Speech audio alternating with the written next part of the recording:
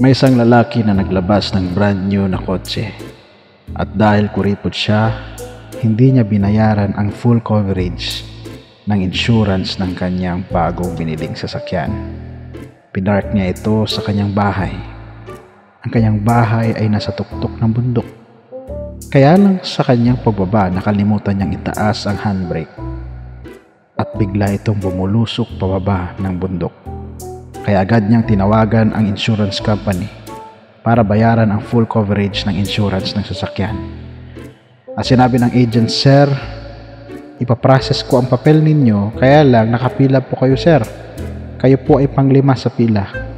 Sabi ng lalaki, "Look, Mr. Agent, ang kotse ko ay pabulusok na pababa ng bundok at kailangan ko nang bayaran ang full coverage ng sasakyan sapagkat masisira na ang sasakyan ko.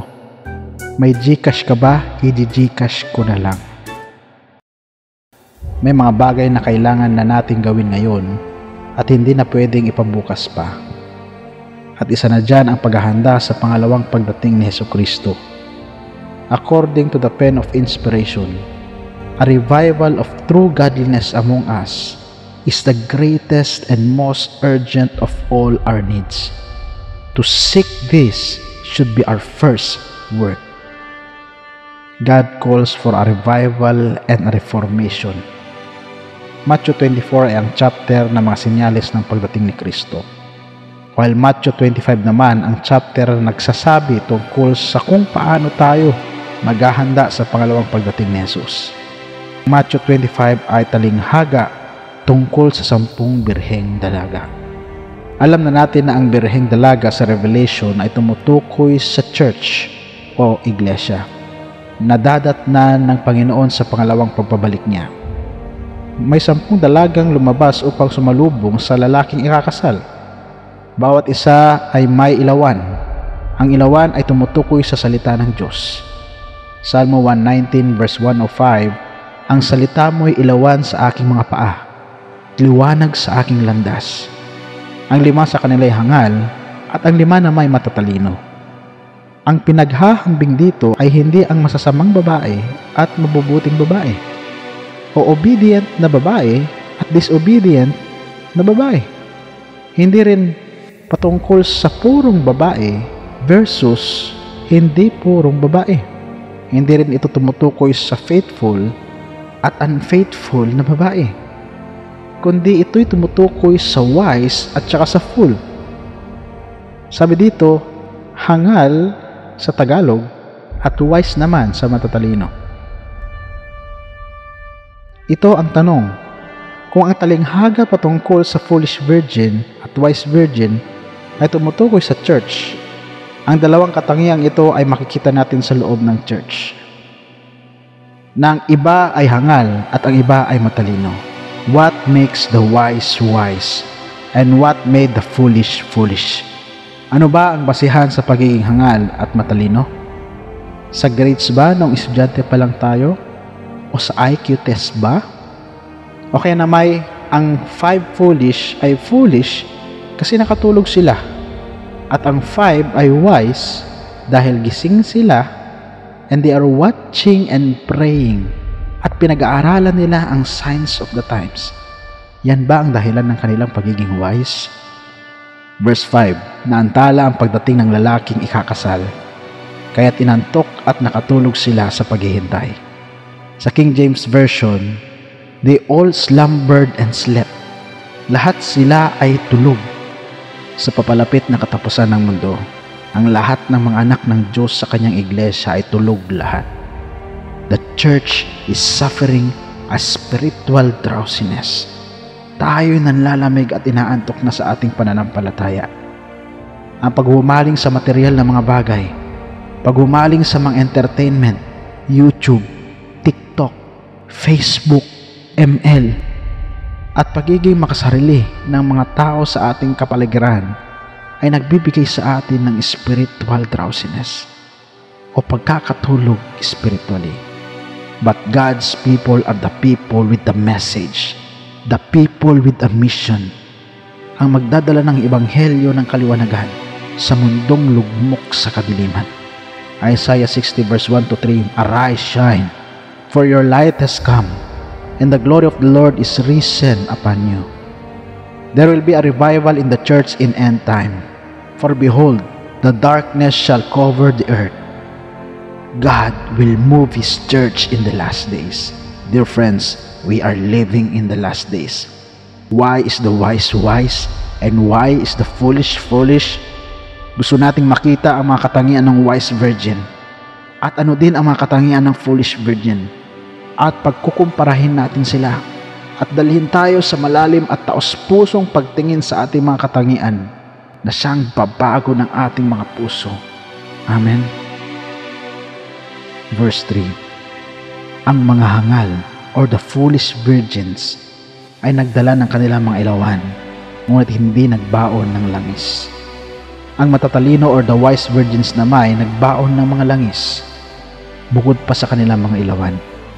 The foolish virgins ay may langis pa rin sa kanilang ilawan, kaso hindi sila nagdala ng extra na langis para sa kanilang ilawan. The bridesmaid represents the foolish and the wise virgins.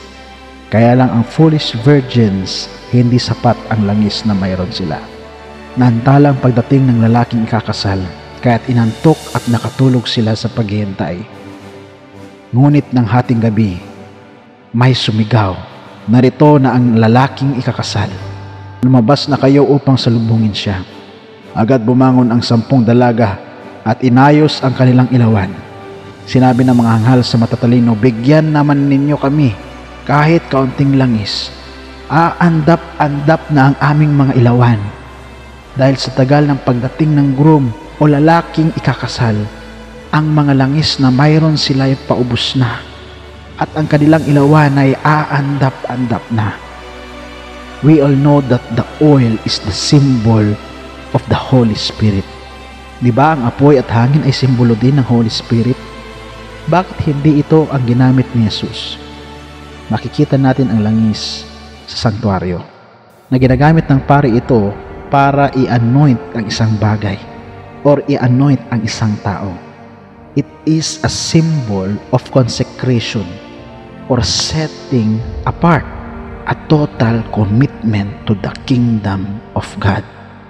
The Holy Spirit will impress the heart and mind from the oil of God's grace that flow to our being to be set apart and have a total commitment to the kingdom of God. Nation. Jesus said, you are the light of the world. Iba sa atin pumasok at nakinig sa video na ito as a foolish virgin. Have a Laodicean complacency. But I will pray that after this message, the heaven will fill your hearts with abundance of oil and you will become a wise virgin. Amen. God is longing to have a group of people that will heal the bitterness, the pride, selfishness, arrogance, gossip, hatred, envy, and many more. Ito ang pagkakamali ng foolish virgins. Mayroon silang langis, kaya lang kulang. Nasa pagdaan ng matagal na panahon ng pagdating ng groom, patay na ang kanilang ilawan. Meron ba sa atin ngayon na may mababaw na karanasan sa pananampalataya kay Kristo? Na sa katagalan nating naghihintay sa pagdating ni Jesus, ay namamatay na ang ilaw na mayroon tayo. Does your heart still burn within you when you open God's Word? Is reading the Bible the most exciting part of your day? How is your devotional life? Do you still sense Jesus' presence when you bend your knees and pray? O ang mga panalangin na lang natin ay boring na at ritualistic na lang? Na ang panalangin mo ba ay nagiging parte na lang ng reflex ng inyong mga bibig? Dahil paulit-ulit na lang ang mga katagang lumalabas dito? Do you still love to take the long walks alone and hear the Lord in your hearts through nature? The foolish virgins trusted their past experience dahil akala nila ang mga nakaraang mga pagsubok na kasama nila si Kristo ay magiging sapat na magdadala sa kanila hanggang sa dumating ang bridegroom. The foolish virgins know the truth. They regard the truth. They are not backsliders, but they do not yield themselves to the Holy Spirit's working. They do not allow to fall upon the rock, Jesus, and not permitted their old self to be broken. Ang issue dito ay kahit na sila'y nagwi-witness sa Panginoon, kahit napaka-active pa nila sa loob ng iglesia, pero ang lumang pagkatao nila ay namamayani pa rin sa kanilang puso, na ang pagiging Kristiyano nila ay panlabas lang minsan. The pen of inspiration says, "The Spirit is working upon man's heart according to his desire, his consent, implanting in him a new nature. But the class represented by the foolish virgins had been content by the superficial work." Lord, have mercy. The foolish virgins may know everything about the Christian world, but they do not know God in their life. The main function of the Holy Spirit is to witness for Jesus. But the old nature in a foolish virgin's heart dominates the new heart. They do not have deep time with the Word of God. They do not examine the life of Jesus. They are motivated at first, but are complacent and lazy in doing something for Jesus Christ. They are lazy in witnessing for Christ. They do not know how to have a full reliance upon God, and they do not commit their lives every day to God. We need the Holy Spirit to awaken us, to revive us once again. At ito ang good news, mga kaibigan.